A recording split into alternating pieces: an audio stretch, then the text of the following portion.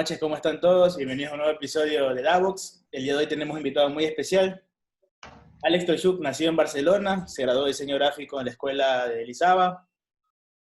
Su trabajo es un exponente en lo que es el diseño, tipografía, ilustración. Ya ha podido trabajar para empresas y marcas como Apple, Arctic Monkeys, Nike, Adidas, Rolling Stones, Katy Perry, BBC, Coca-Cola, Pepsi, entre otras.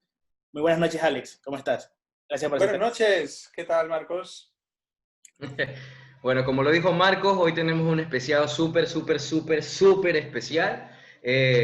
Aún no me lo creo que esté aquí con nosotros, pero estoy muy emocionado de poder contar con su presencia y que nos hable un poco acerca del profesional y también el ser humano que está detrás de todos esos proyectos que conocemos, que son maravillosos y que nos encantan. Bienvenido, Alex, otra vez. ¿Cómo estás? ¿Dónde te encuentras ahora? Cuéntanos. Pues estoy aquí en Brooklyn, en mi apartamento, y bien, estoy en el confinamiento. Lo mantengo de manera bastante disciplinada. Al estudio voy muy poco. Hemos tenido que...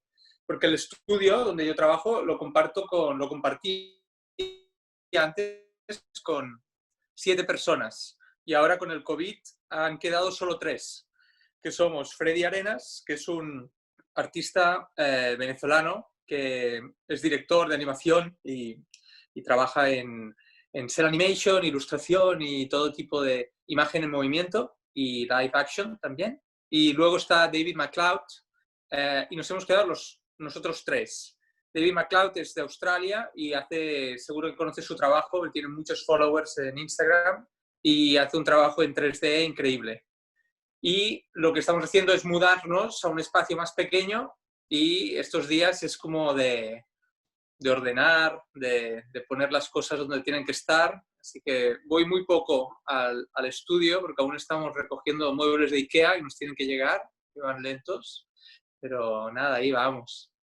Bueno, Alex, para un poco comenzar la conversación, te quería un poco preguntar de cómo es el Alex que vive en España, que comienza a ser reconocido al Alex que ya está en Nueva York y se vuelve una referencia mundial para todos en el diseño y la ilustración.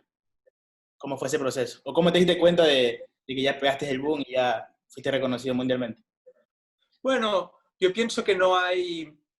Realmente son cosas que las sientes cuando, por ejemplo, alguien como vosotros me dice algo así. Yo realmente vivo una realidad que es... en ningún momento he sentido el cambio. En ese sentido, yo cuando estaba en Barcelona trabajaba para clientes de fuera y mi vida y mi rutina de trabajo siempre ha sido bastante la misma.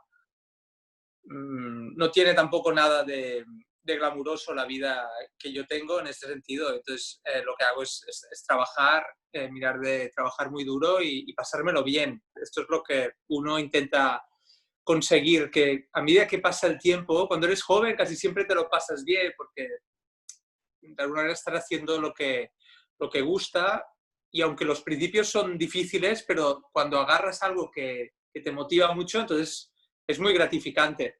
Pero a medida que van pasando los años, la motivación desaparece, ¿no? O sea, una vez llegas a unos retos que los cumples, eso se convierte en una satisfacción ya cumplida. Entonces, de alguna manera pasa a ser algo insatisfactorio a largo plazo, con lo cual te tienes como que buscar motivaciones nuevas y demás. Entonces, yo creo que aquí es como el gran reto, ¿no? De tratar de mantenerse uno vivo por dentro a nivel creativo y estar siempre motivado.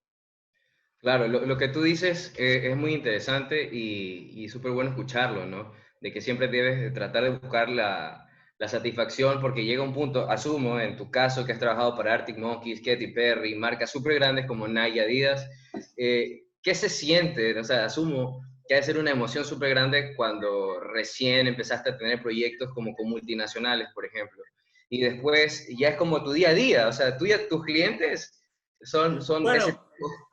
espero no desmontar ningún mito, ¿eh? Porque, a ver, creo que tenéis una imagen de mí que está más por encima de lo que es la realidad. Porque cuando hablas de estos artistas, yo, por ejemplo, No los conozco. con Katy Perry, te voy a decir, o sea, al final eh, nunca comunico con ella cuando he trabajado con ella, comunico con su manager y y la comunicación nunca es tan cercana como podría ser con un amigo que te pide hacer un disco. Y casi, claro, el exposure es mucho más alto, pero a veces cuanto más exposure, menos control tienes sobre lo que tú quieres hacer. Entonces, no te diré que los proyectos más satisfactorios de mi vida han sido los que tienen más exposure. Quizá los más satisfactorios han sido los proyectos que yo he podido tener una comunicación muy cercana con el cliente, o si ha sido pues, un disco con el artista. Y de hecho, el disco que yo estoy más contento, que fue nominado a un Grammy, es para un grupo de amigos que no hacen ni conciertos. Y realmente fue esa colaboración lo que dio el gran resultado. Y lo presentamos a los Grammys porque fue una cosa que dijo el impresor. Ah, queda muy bien este disco, lo podrías presentar a los Grammys. Y preguntamos, ¿y cómo lo hacemos? Y dijeron, oye, pues no, lo que tienes que hacer es mirarlo en las bases y allí te explica que es como que tiene que estar distribuido en ciertas tiendas y demás, con lo cual hicieron una tirada muy corta, pero lo pusieron en esas tiendas, tal, se presentó y mira, y aún no sé por qué, pero salió nominado, ¿no? Con lo cual, al final las cosas no importa nunca la escala del proyecto. Lo que es importante es que tú disfrutes mucho del producto y del proceso y que eso te lleve a algo que tú luego ya va a crecer. De alguna manera, si eso tú has conectado con ello, eso es muy importante. Y si luego la gente también conecta con ello, va a crecer de alguna manera. Aunque sea una escala pequeña al principio, luego va a llegar a una más grande. Y cuando llega a la más grande, muchas veces pierdes ese sabor que tenías en la primera experiencia, que era más controlada, porque era más tuya. En el momento cuando algo a una escala muy grande, tienes que complacer a muchas capas de opiniones y demás. Entonces, se diluye un poco tu producto en ese proceso. Un poco hablando sobre eso en el momento, por ejemplo, de estar con el brief con el cliente, ¿cómo haces cuando, por ejemplo, el cliente no acepta una propuesta o buscar ese equilibrio? Por ejemplo, hablando del proyecto concreto de Doom, que a mí se me agrada mucho más. O sea, el proyecto está genial, pero me agrada mucho más tu propuesta, la que nos muestras que fue la principal y que no fue aprobada. O sea, ¿cómo haces para equilibrar eso? Bueno, yo pienso que al final han cambiado mucho las cosas. Por ejemplo, cuando yo empecé a trabajar como freelance, lo que yo ponía en la web era como casi importante que fuera un proyecto realizado y producido de verdad. Eso te daba como, te etiquetaban como eres un profesional, ¿no? Porque se ha producido el proyecto. Y hoy en día yo creo que las marcas buscan que casi proyectos personales, no buscan en tu portfolio que, a mí me da igual que esto se haya producido o no. Si veo que tiene chispa, tiene algo, yo lo quiero contratar. Entonces, de alguna manera sí que ha cambiado mucho porque ahora de alguna manera pienso que lo que es muy importante es que tú conectes muy bien con qué es tu creatividad pura y con algo que no tenga filtro, que sea como muy tuyo y lo pongas ahí fuera. Y si eso funciona, luego van a salir otras cosas, ¿no? Pero cuando salen esas otras cosas, que ya no son el proyecto personal, pienso que ya pasamos a otra capa o a otra identidad nuestra, que es la de estamos al servicio de un cliente. Entonces, yo siempre trato de no ponerme mucho en una relación muy cercana a mi trabajo cuando estoy haciendo para otro. Estoy al servicio de esa persona, entonces evidentemente me ha contactado porque le gusta lo que yo hago, pero al final muchas decisiones yo las voy a hacer y las voy a hacer en base a lo que ellos quieren. Y muchas veces también me gusta dejarme llevar porque a veces me sorprendo y cosas que yo pienso que no me gustarían, luego digo, pues mira, me has llevado a un lugar que yo no lo hubiera hecho así, pero me gusta más. También, o he aprendido algo, ¿no?, de este proceso. O sea que, sí. Interesante lo que nos cuentas, Alex. Sobre todo lo que mencionaste, creo que Marcos y yo entendemos esta parte que tú dices, que las empresas buscan más los trabajos personales de los diseñadores como una interpretación de creatividad, ¿no? Porque como que no trabajaste para una marca, pero es tu lenguaje personal. y eso les pueden buscar como algo positivo para su marca o servicio. Quisiera saber si nos podrías contar quizás alguna experiencia que no fue tan positiva, porque pecamos de creer que ustedes, los diseñadores que ya recorren el mundo dando conferencias, charlas, etcétera, quizás ya no tienen esta parte del rechazo del cliente, decir, no, sabes que esta propuesta no me gusta. No sé si nos puedes contar un poco de esto y decir, no, saben que se equivocan y siempre nos dicen que no. ¿Cómo es esto? Sí, casi. Yo pienso que hay más nos que sís. O sea, sin duda, sin duda. Sí, llega un punto en el que yo pienso que te inmunizas un poco al rechazo. Es bueno que te rechacen, porque así de alguna manera tú eres mucho más libre al cambio. Y da igual, nunca se acaba. Siempre vamos a hacer cosas nuevas, todo se transforma. O sea, yo creo que no hay nada de alguna manera que sea un resultado, ni lo bueno ni lo malo, perfecto, ¿no? O sea, todo se puede mejorar, todo cambia de sentido pasado un tiempo y de alguna manera cuando tienes un cambio, evidentemente, yo por ejemplo, los proyectos que hago son proyectos más bien de mucha intensidad, pero son cortos, no son maratones, son sprints. Entonces, si al final de una maratón, que yo no hago, pero al final de la maratón me dicen que tengo que volver a empezar, me muero. Pero si también son procesos más intensos, cortos, de repente digo, bueno, he estado 3 días aquí en esta idea, no, bueno, vuelvo a empezar, pero no es algo a veces pasa con branding o cosas así que son muy largas, muy, muy tediosas y de repente un cambio puede ser back to square one, ¿no? Volver a la casilla 1 y te mata, ¿no? Yo, por ejemplo, no sé, creo que también con que llega un momento en el que también el cliente sabe que el tiempo es dinero, ¿no? Entonces, eso es algo importante, que siempre tiene que haber una coherencia con lo que te están pidiendo y el tiempo que tú has invertido. Si tú lo que has hecho es en consecuencia lo que te han pedido y de repente te cambian, aquí hay que honorar el tiempo que se ha invertido. Entonces, yo, por ejemplo, pienso que esto, en el momento en el que yo estoy, se entiende, pero cuando yo estaba empezando, había clientes que no lo entendían. Me decían, pero es que ahora no me gusta o yo no quiero esto. Y digo, oye, tú me has pedido una mesa y ahora dices que quieres una silla. Yo ya he hecho la mesa. Entonces, ahora no me pasa. La gente creo que lo entiende y creo que el sector está mejorando a la hora de entender que el trabajo tiene un coste y no se puede medir el tiempo en resultados a veces porque cuesta llegar a las cosas, pero el tiempo vale dinero. Entonces, sí, no sé si por ahí respondo el tema.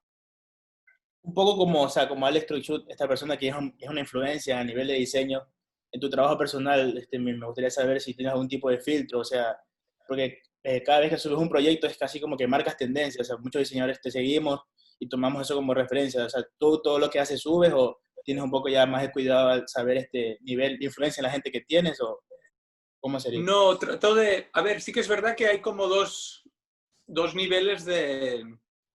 O sea, tienes el Instagram y luego tienes la web. Yo siempre he sido más de web. A mí me gusta mucho más la manera de crear pensando en un producto que tú vas a poner mucha menos cantidad y más calidad. Y en la web pongo las cosas que creo que vale la pena recordar. Y en el Instagram creo que se ponen más ejercicios, pruebas, cosas que no tienen por qué ser finales, que son más divertimentos, experimentos. También porque Instagram lo que te pide es que es un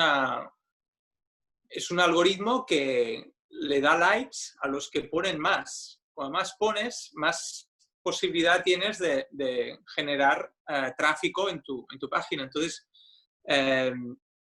también pienso que eso está afectando la manera con la que creamos muchas veces, que tenemos que buscar estrategias para producir constantemente sin tener tanto en cuenta la calidad a veces, sino la cantidad, ¿no? O buscar una manera de poder tener una calidad decente, pero repetimos mucho para poder estar allí en el Instagram.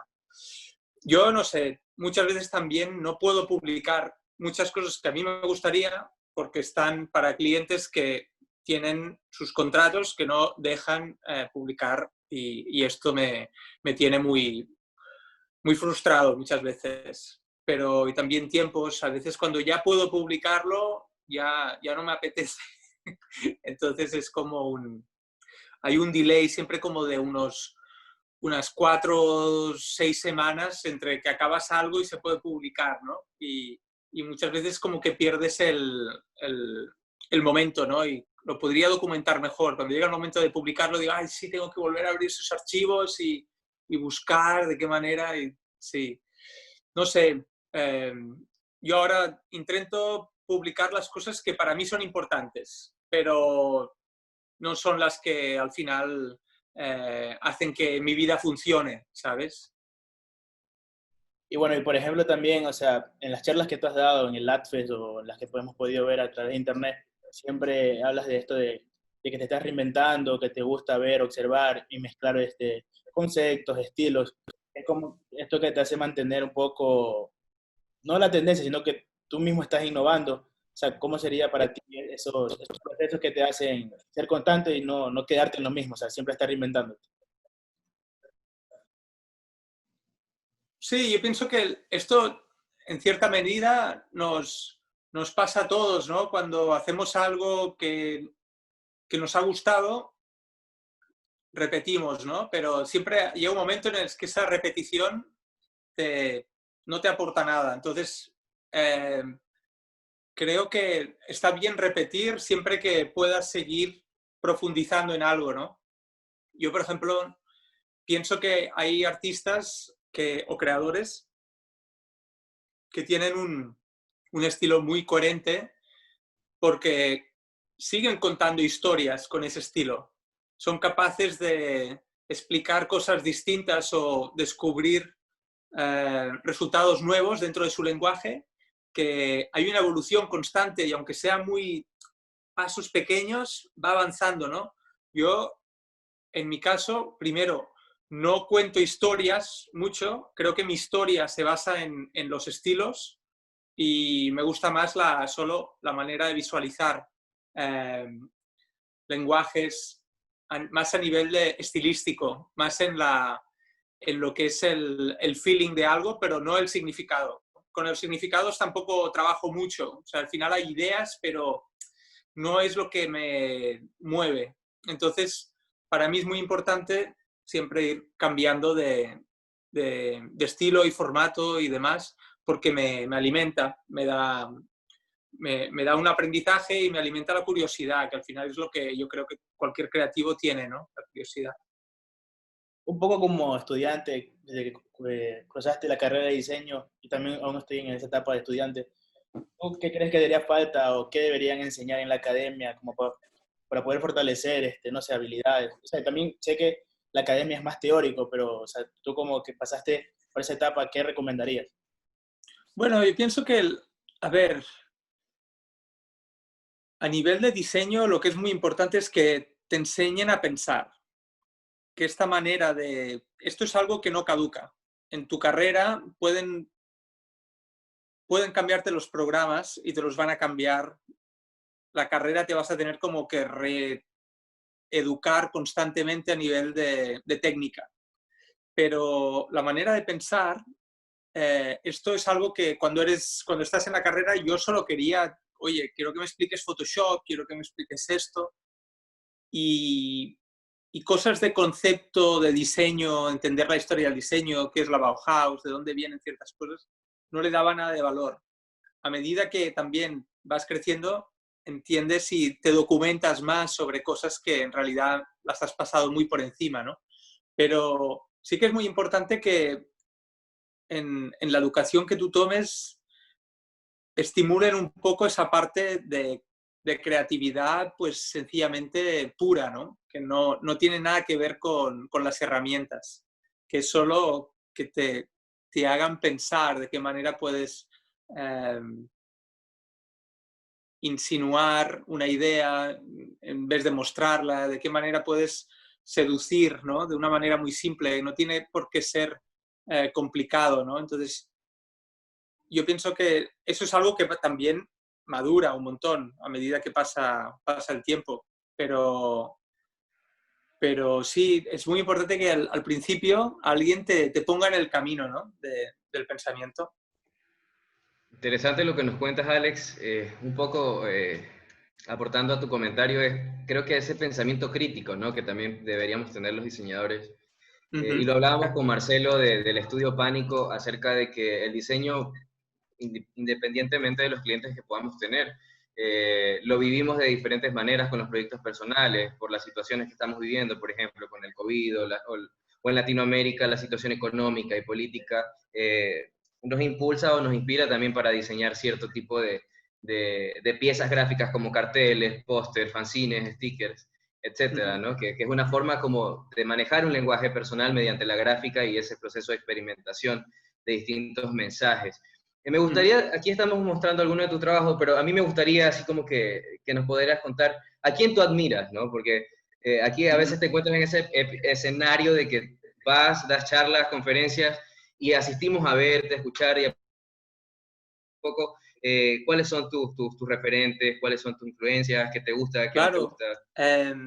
Bueno, te puedo hablar de muchos referentes, de tanto, claro, a nivel tipográfico como a nivel de diseño, del pasado, del presente, Lo que tú luego de quieras, lo que más artistas. esté presente ahora en tu Sí. cabeza, A podrías... ver, si por ejemplo hablamos de como de referentes de individuos de ahora, ¿no? Que digas, wow, a quién sigues, ¿no? En Instagram o a quién... ¿qué creativos crees que están haciendo algo muy bueno? Eh, por ejemplo, me gusta mucho Jonathan Sawada.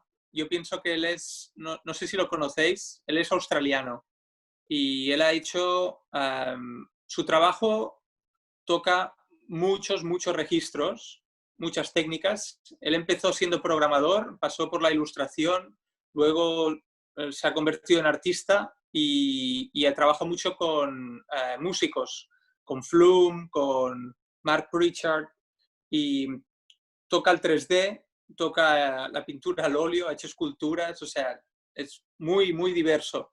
Pero lo que más me gusta es que usa todas estas técnicas de una manera muy virtuosa, pero detrás hay un significado muy profundo. Son siempre cosas que no es solamente esa superficie técnica, sino que tiene un contenido detrás. Y esto es donde yo creo que está un poco la magia, ¿no? De un creativo cuando controla bien un lenguaje visual, pero es capaz de... El uso del lenguaje visual es para contarte algo que, que te conecte y que te toque un poco la fibra, ¿no?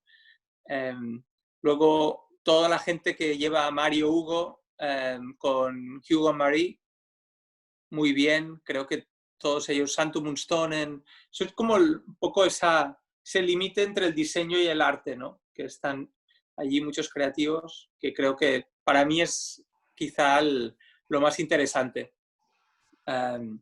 Si te pusieran a escoger entre el diseño gráfico en general o la tipografía o el lettering, ¿cuál escogerías? No sé, yo pienso que lo que a mí me gusta es la mezcla, ¿no? De cosas. Mixear. Yo no podría hacer solo tipografía. No soy un tipógrafo, de hecho, no sé hacer alfabetos.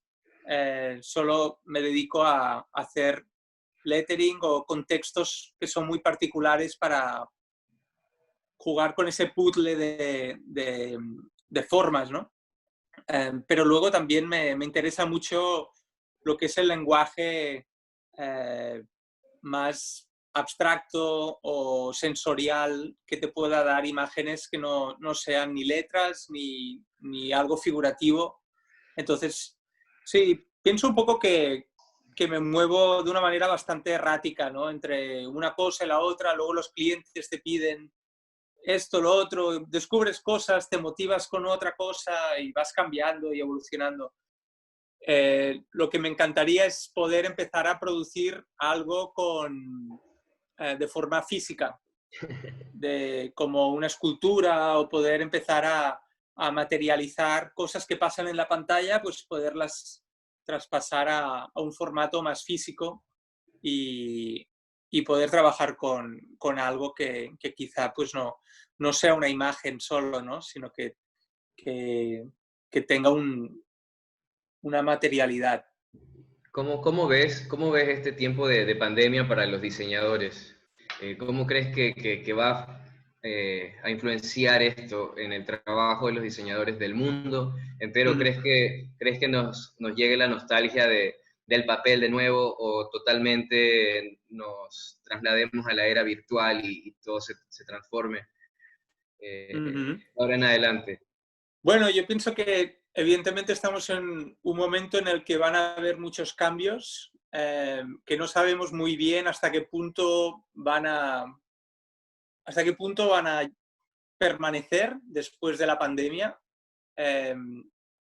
Va a entrar, también es verdad que el mercado está sufriendo también muchos cambios y se está reconfigurando porque se están generando nuevos hábitos que no había antes, con lo cual esto, cosas que quizá van a ser mejores y otras que quizá no lo van a ser tanto. Yo pienso que en el momento en el que estamos, cualquier creativo, en el caso de que tuviera objetivos que no pudiera llegar a conseguir por falta de tiempo, ahora es el momento, no hay excusas.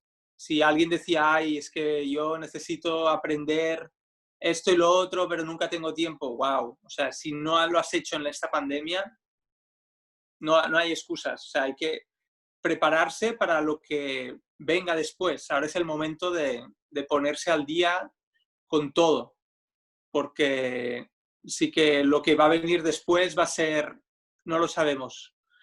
Puede ser que haya mucho menos mercado para nosotros o puede que no, que de repente cosas que antes no sé, quizá yo qué sé, pues si las cosas no se pueden fotografiar, se van a tener que hacer en 3 dimensiones o vas a tener que ilustrarlas o quizá el mundo más gráfico va a volver a tomar un papel por encima de la imagen real porque no puedes filmar, ¿no? Entonces van a haber ciertos cambios inmediatos y quizá algunos otros debido a que se van a presentar ventajas en algunas cosas que se van a poder hacer, quizás se mantienen, ¿no? Entonces es el momento de disparar y de poner cosas en crearte el portfolio del 2021 que nadie se imagine, ¿sabes? Sí, sí, justamente de eso siempre tratamos de conversar con nuestros invitados porque una de las razones que nace el podcast es para generar una cultura de debate y socializar distintos temas interrogantes que al fin de cuentas no centrarnos solo en la academia o en la parte técnica, sino en la parte humana de cómo cada individuo puede interpretar estos cambios o como progreso o como retroceso, como mejora o como ciertos obstáculos.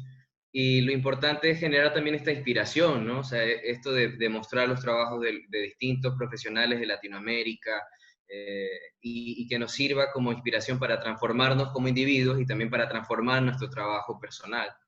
Claro. Hombre, yo pienso que estamos en un momento, en el fondo, revolucionario.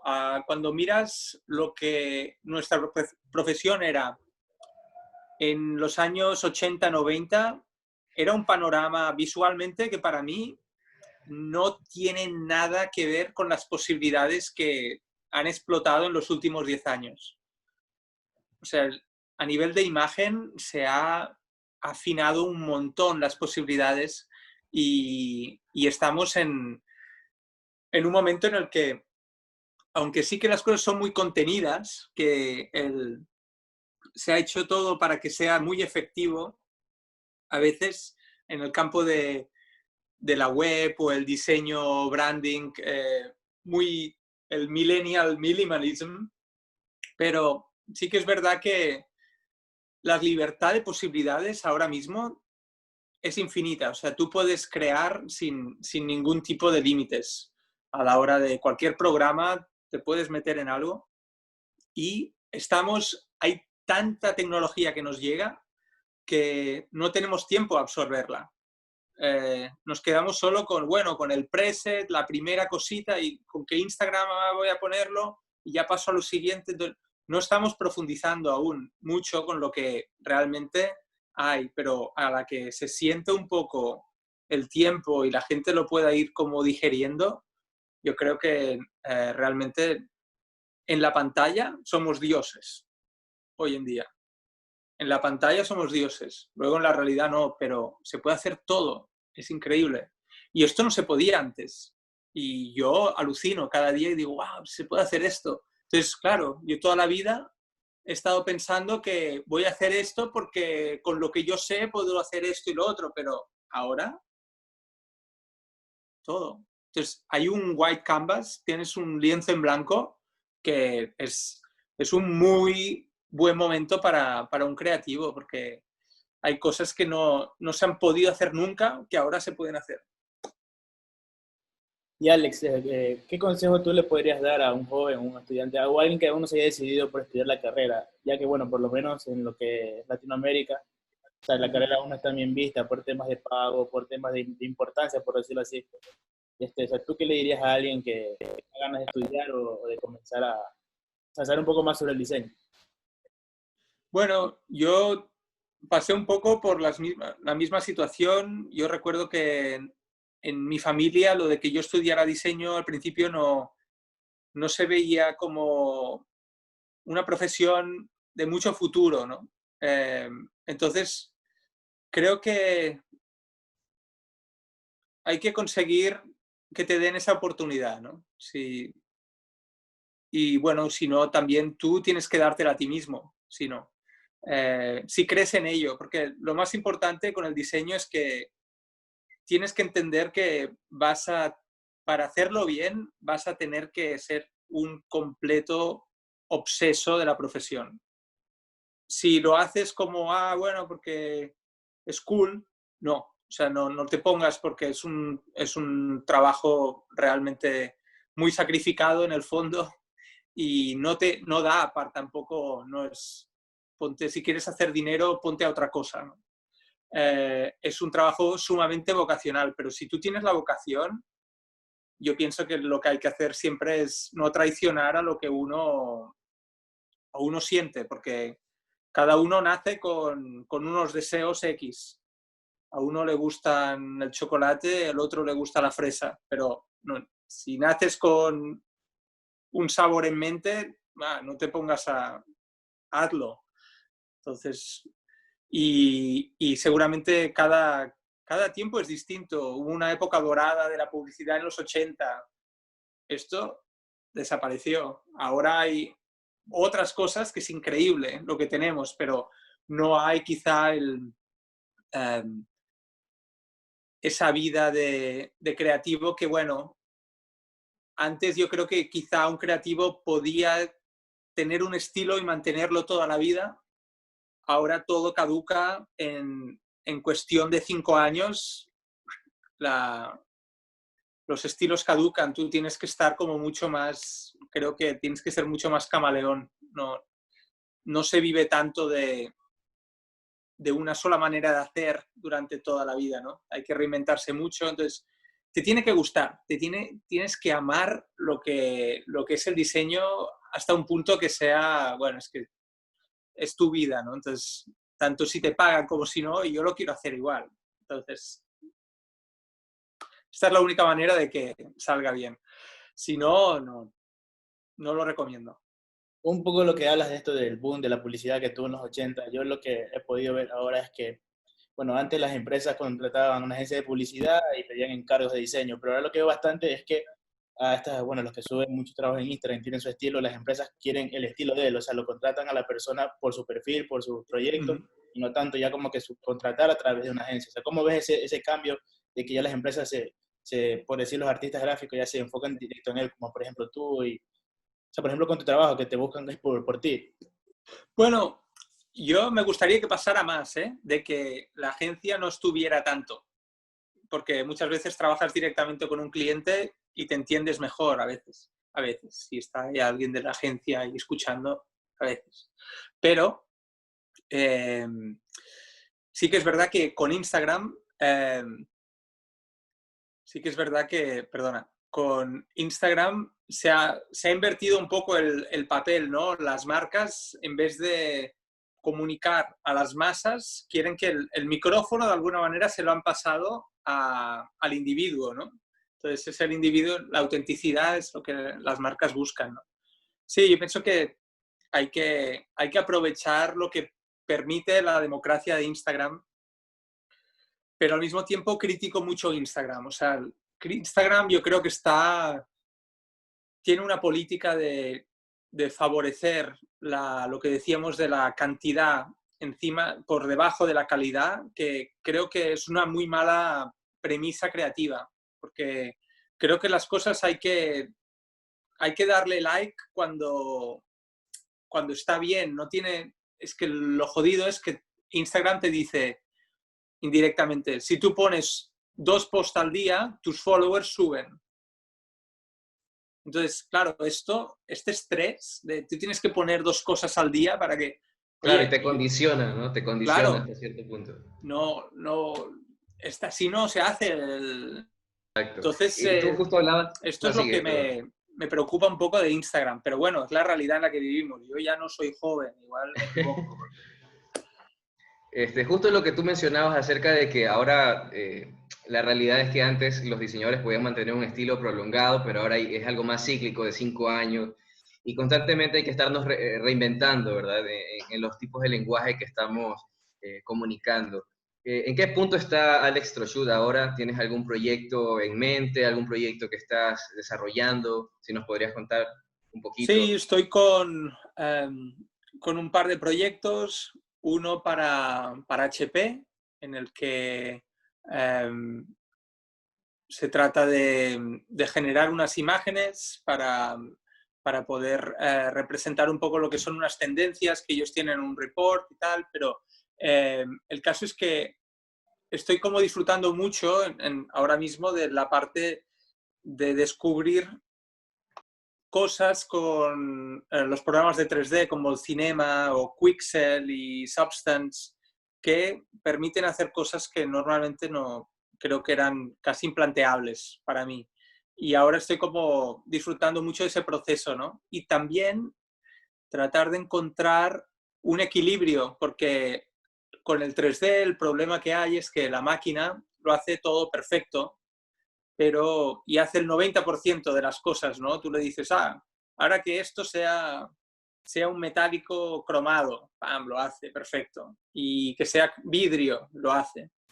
Pero el problema es que tú entonces dejas de hacer tanto que pierdes autoría sobre lo que haces, porque todo se parece demasiado, porque todo es como una fotografía perfecta de la realidad y hay que encontrar de qué manera con el 3D uno puede generar su lenguaje propio, ¿no? Entonces estoy un poco con esa pelea interna, ¿no? De encontrar un poco tu manera de crear sin que sea algo, que sea un producto de temporada, ¿no? Quieres que lo que tú generes, pues, sea de alguna manera más personal. Y eso pasa por tener que pasar por muchas horas con el programa y entender que lo que dicen, ¿no? No te puedes quejar cuando la gente te copia, quiere decir que no has ido muy lejos, ¿no? Porque si te has quedado aquí, bueno, esto es fácil, todo el mundo llega. Bueno, vete al Justamente, quinto pino, justamente, allí sí estarás solo, ¿no? Cuando ya claro. nadie pueda llegar. Estaba viendo una entrevista que te preguntaban justo esto que tú hablas de cuando te copian y tú decías que te sientes halagado, ¿no? De que traten de replicar un poco tu estilo. Y es muy interesante, ¿no? Entender, como dijo Marcos al principio, que te vuelves tendencia. Tú eres una tendencia en cuestión de lettering y ahora que vas a incursionar y estás incursionando en la parte de 3D, ¿qué se siente como un poco liderar eso? Pese a que ya sabemos las cosas que pasan con Instagram y que a veces no Sí, fluye bien los algoritmos y esas cosas. no, yo pienso que esto es algo que pasa constantemente a cualquier creativo. Cuando algo gusta, o sea, al final dicen, preocúpate más cuando no te copian que cuando te copian quiere decir que algo estás haciendo bien, ¿sabes? Entonces, yo pienso que la creatividad, lo que decíamos antes, si tú realmente haces algo que estaba ya y esto es un poco la putada, ¿no? Si tú, por ejemplo, descubres algo y era muy fácil, pero tú lo descubriste, pero bueno, en el fondo era fácil, ¿no? Entonces todo el mundo lo hace, porque una vez lo ves, ya está. La creatividad en el fondo se trata de avanzar y seguir para adelante. Entonces yo pienso que lo importante es no parar. Cuando encuentras que alguien te ha llegado donde tú has llegado, y yo muchas veces lo que hago también es fijarme en gente que a mí me gusta mucho, entonces yo intento acercarme a ellos y separarme, pero bueno, a ver, todo el mundo está, no es que uno crea y los otros lo copian, no, todo el mundo copia y de alguna manera todo el mundo mejorarse, ¿no? Entonces, lo importante es seguir hacia adelante. Y tanto el que copia como el que es copiado, todo el mundo tiene que seguir para adelante. Eso. Porque no, si te quedas allí parado, al final lo que acumulas es frustración. Porque sí que, te quedaste parado, cada vez te copian más, ¿no? Y al final ya no te copian porque ya aburres. Claro, Entonces, exacto. Exacto. Alex, estamos llegando un poco a nuestra parte final del podcast. Muy bien. Reiteramos nuestro agradecimiento. Qué chévere, qué bacán, decimos acá en Ecuador, poder conversar contigo, poder conocerte un poco más de ese lado humano y también tu perspectiva sobre el diseño de lo que está sucediendo en el mundo, ¿no? Estos cambios que están pasando. Y estoy segurísimo que todas las personas que nos puedan ver en este podcast les va a servir mucho todo lo que hemos platicado. Oye, pues os quiero agradecer a vosotros el podcast y esta entrevista. Espero que todo el mundo esté bien, muchos ánimos en estos momentos.